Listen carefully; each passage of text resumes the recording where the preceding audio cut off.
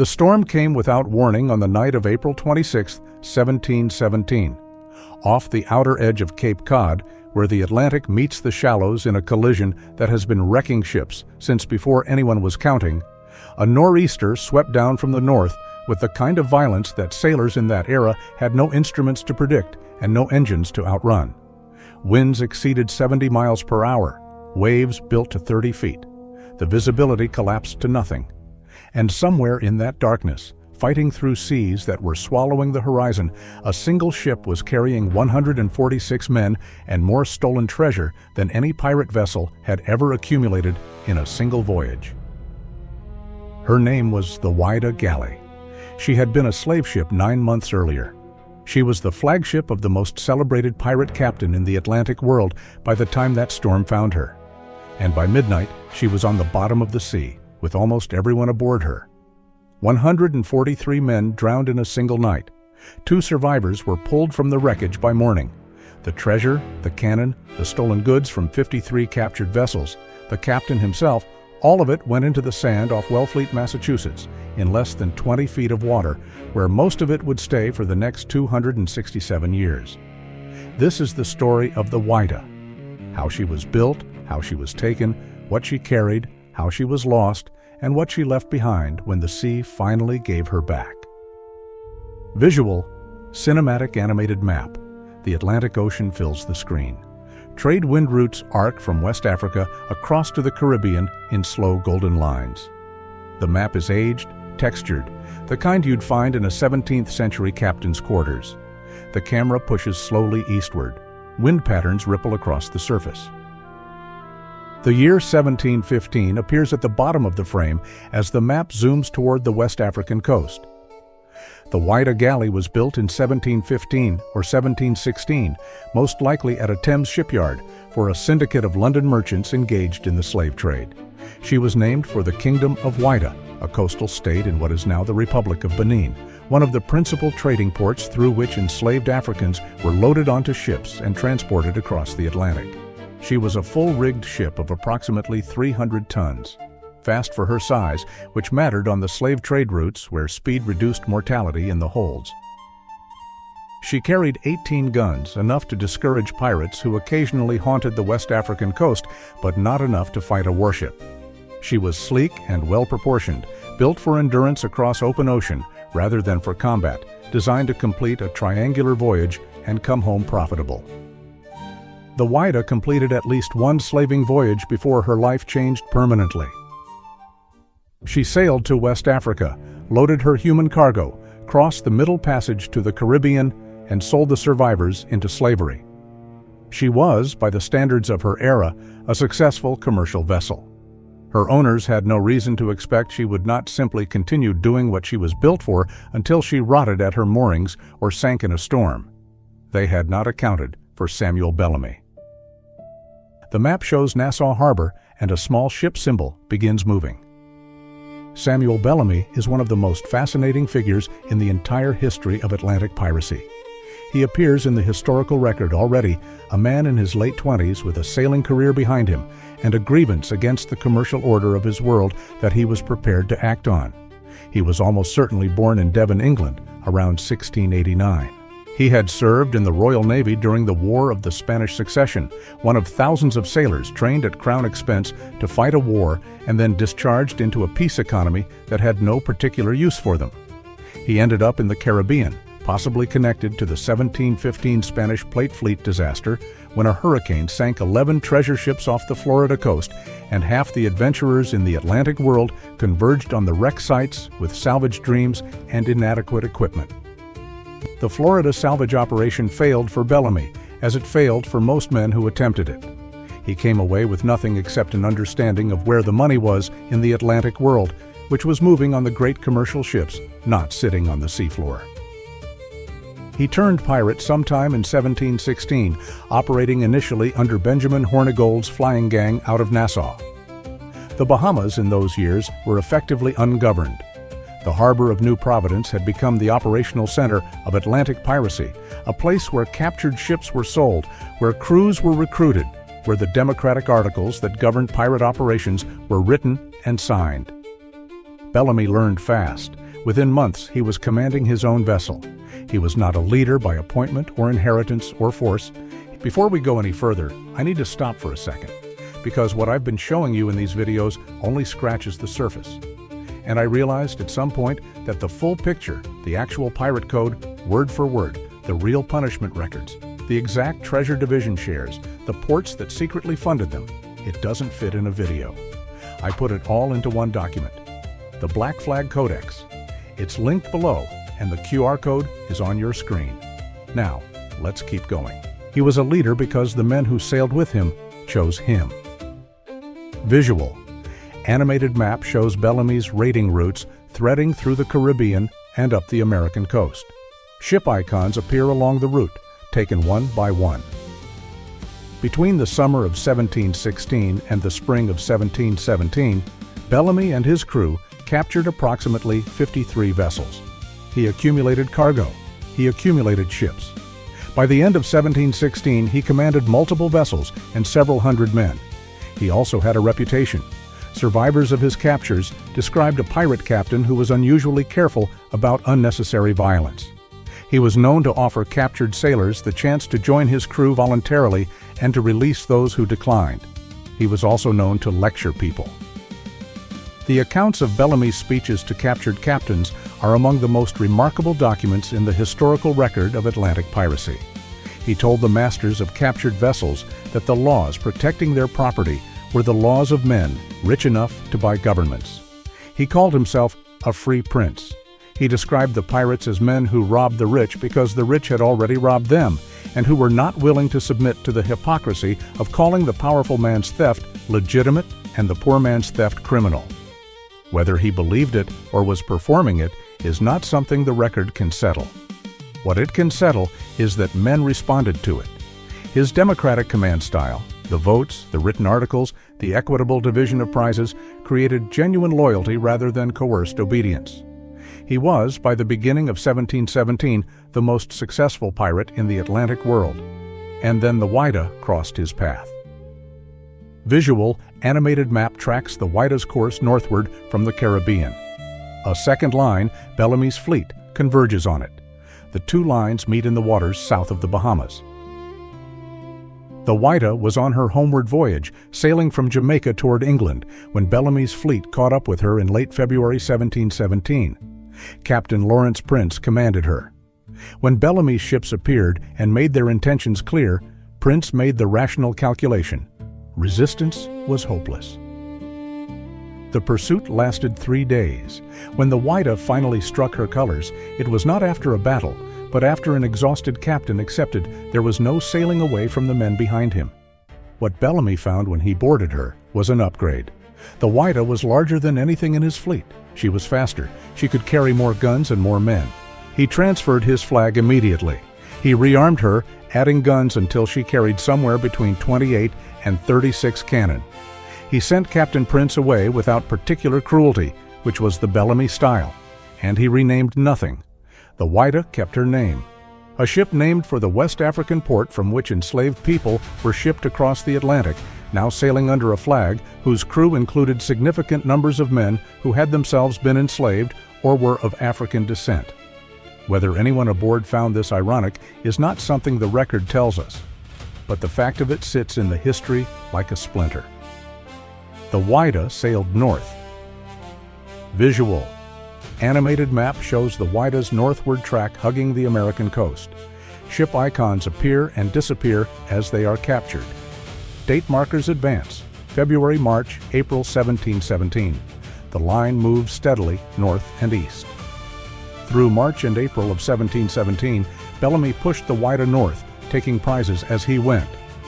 By April 1717, the ship was carrying something extraordinary. Contemporary accounts and the later archaeological record suggest the hold contained 20,000 pounds sterling in gold and silver coin and bar. There were hundreds of pounds of gold dust and pieces of 8, jewelry, weapons, navigational instruments, trade goods, fine cloth, medicines. The accumulated loot of 53 separate captures. The Whydah was carrying a small national treasury, and she was carrying around 150 men who had chosen, in various circumstances and with various degrees of freedom, to sail under Bellamy's flag and live according to his articles. Some had been sailors who jumped at the chance to serve under an elected captain. Some had been enslaved men who found in the pirate community the only society in the Atlantic world that would treat them as something approaching equals. Some were boys barely into their teens who had signed on at Nassau for the adventure and found themselves on the most successful pirate ship in the ocean. They were not the romantic figures that later mythology would make them. They were working men in a dangerous trade, living under articles that gave each of them a vote and a share and a measure of dignity that the legitimate maritime world of their time would never have offered. On April 25, 1717, the Whydah was sailing northeast off the coast of Cape Cod. She had just taken 2 vessels. Bellamy may have been planning to careen at some friendly port. His exact intentions would become irrelevant by the following night. Visual: the animated map narrows to the Cape Cod coastline. The Whydah's route runs parallel to the outer arm of the Cape. A dark mass appears at the north of the map, the storm system. Time markers advance rapidly. The camera pushes into the shallow shoal waters east of the Cape. The storm built through the afternoon of April 26th. Sailors in that era knew the signs: the barometric pressure dropping, the wind backing and freshening from the north, the sky taking on the color that experienced men recognized as trouble, the swell building from the northeast in a pattern that meant something large was coming. Bellamy would have known he was in danger. Cape Cod curves east and then south, creating a hook of land that traps ships against the shore when a strong nor'easter blows. The shallows off the outer cape extend 2 miles offshore in some places. A ship that gets too close to the beach in a northeasterly storm, with the wind pushing her onshore and the shallows preventing her from running, has very few options. There was no weathering the Cape in those conditions. There was no safe harbor within reach. The Whydah was being driven toward a coast that had been killing ships for 100 years, and there was nothing to be done about it. The storm hit fully after dark. Survivors described conditions that were simply incompatible with control. The wind was so strong that no canvas could be carried. The sea was running in multiple directions. The crew would have been trying to keep her head to the sea, trying to prevent her from broaching, trying to keep the pumps going against the water, finding its way below. At some point in the night, the Whydah grounded on the outer bar. What happened when the Whydah struck is reconstructed from 2 survivor accounts and the physical evidence of the wreck itself. She came in fast, driven by a storm still building. The impact would have been catastrophic, a sudden deceleration against an immovable sand bottom that threw everything and everyone not secured forward. The hull, subjected to enormous stress from wave action while partially grounded, would have begun to break up within minutes. Stop for a second. What you just heard about the pirate code is the part that rewrites everything you thought you knew. But it only lands when you see the actual shares, the exact fractions written into the Articles of Agreement, the punishments, the port records, the names of the men who funded them from government offices. It's all in the Black Flag Codex, linked in the description. 5 seconds, grab it now, because what comes next builds directly on it. Link is below. QR code is on your screen. Wooden ships in this situation die quickly. The combination of grounding forces and wave action works at every joint, loosening planks, popping fastenings, opening seams. Water rushes in faster than any pump can handle. The masts fall, the guns shift on their carriages and add their momentum to the destruction. The ship that had been a floating community minutes before becomes a debris field. The Whydah broke apart within minutes of striking the bar. The mainmast went almost immediately. The hull split, the cannon went through the bottom, the treasure went with the hull into the sand. And the men, 145 of them alive and working in that darkness, went into the sea. Cape Cod water in April is approximately 42 degrees Fahrenheit. In those temperatures, a person loses motor control within minutes and loses consciousness within 15 to 30 minutes. Swimming in storm-driven 30-foot seas is barely possible even for an excellent swimmer in warm water. In 42-degree water with 30-foot waves and debris from the broken ship everywhere, with no light and no clear direction to shore, almost no one survived long enough to reach the beach. The survivors were 2. John Julian was a Cape Cod Native American who had been sailing with Bellamy for some time. He made it to shore. Thomas Davis was a Welsh carpenter who had been taken from one of Bellamy's prizes and forced to join the crew against his will. He made it to shore, clinging to wreckage. Both were found on the beach the following morning. Davis was immediately arrested. Julian, in an outcome whose particular cruelty in the context of the Whydah's history does not require elaboration, was eventually sold back into slavery. Davis was tried in Boston and acquitted, his claim of forced service accepted by the court. Everyone else drowned. 143 men. In one night. The storm clouds dissipate. The sea in the morning light is scattered with debris. Timber, rigging, cloth, coins in the sand. The beach is quiet. The bodies came ashore for days. Justice Cyprian Southack was sent by the governor of Massachusetts to survey the damage and recover what could be recovered. He described a scene of complete destruction. The Whydah had been reduced to fragments scattered across miles of shoreline. He found bodies. He found bits of rigging and timber. He found very little treasure, which he attributed partly to the violence of the wreck and partly to the industriousness of the locals who had preceded him. He spent weeks at the site and came away with essentially nothing of value. The sand had taken almost everything. What Southack did leave behind, almost certainly without understanding its future importance, was his own chart of Cape Cod with the Whydah's location precisely marked. For 2.5 centuries, that chart and the documentary record around it made the Whydah one of the most historically documented but physically unlocated pirate wrecks in existence. Scholars knew exactly what had sunk and roughly where, and had extraordinarily detailed accounts of what it had carried. They just couldn't find it. The problem was that the sea off Cape Cod is not static. Sand accumulates over wrecks. The outer bars migrate. The Whydah had been buried. Finding her required something that didn't exist for the next 250 years. It required a man with historical knowledge, financial resources, technological capability, and stubborn persistence to go looking when professional judgment said it was pointless. That man was Barry Clifford. The year 1982 appears at the bottom of the frame. Clifford had grown up on Cape Cod hearing the legends of the Whydah. For people who grew up on that coast, the story was local history, not distant mythology. He began his serious search in 1982. He had access to Southack's charts, to the colonial documentary record, and to modern magnetometer technology, which could detect the iron and bronze of cannon and fittings beneath the sand. The search took 3 years. The Outer Cape is a complex underwater environment full of metallic anomalies from centuries of shipwrecks and lost fishing gear. Most of what the magnetometer found was not the Whydah. Most of what the divers investigated turned out to be the ordinary wreckage of a coast that had been killing ships for 300 years. In July 1984, a diver working on a promising anomaly came up with something that stopped everyone on the boat. It was a bronze bell, encrusted with marine growth, but legible. The inscription read, "The Whydah Galley, 1716. Visual, close-up of the bell, encrusted, then a slow revelation of the inscription. Pull back to show Clifford's research vessel in the waters off Cape Cod. What lay beneath the sand was not a clean, accessible wreck. It was a dispersed debris field in water that was shallow enough for recreational diving, but cold enough and dark enough to make systematic recovery extraordinarily difficult. The materials were buried under varying depths of sand that shifted with every storm and had to be re-excavated repeatedly.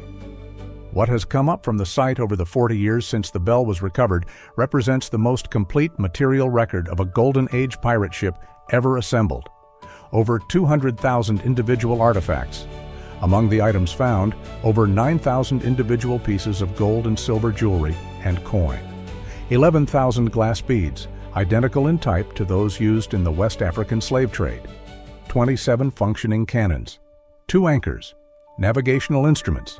Medical equipment, weapons, including pistols, swords, and knives. A silk stocking with a shackle still attached, which is one of the more haunting single artifacts in the collection.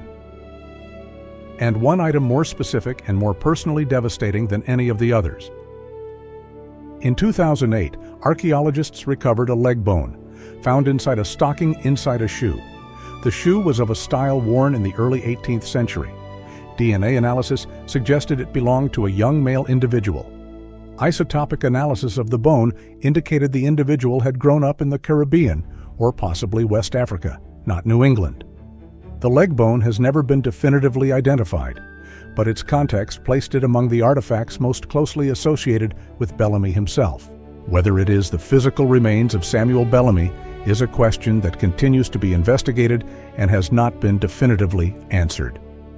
What can be said is that someone died on the Whydah, someone who had grown up far from Cape Cod, who had sailed to the ends of the Atlantic world, who had been part of the most extraordinary pirate operation of the Golden Age, ended up in 40 feet of water off the coast of Massachusetts. And the sea kept him for nearly 3 centuries before giving back even this small fragment. The story of the Whydah has layers that the treasure obscures if you let it. The first layer is the human one. 143 men drowned on the night of April 26, 1717. Most of them had names that do not appear in any record, except the incomplete list Cyprian Southack compiled from fragments at the wreck site. Most of them were young. Many had chosen piracy from a range of options that was not wide, and that included naval service, merchant service, or poverty. A significant proportion were of African descent, some formerly enslaved.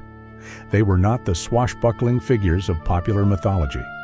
They were working people in a dangerous occupation, living under a social arrangement that was, by the standards of 1717, unusually equitable, and dying in a storm that gave them no warning and no chance. The second layer is the political one.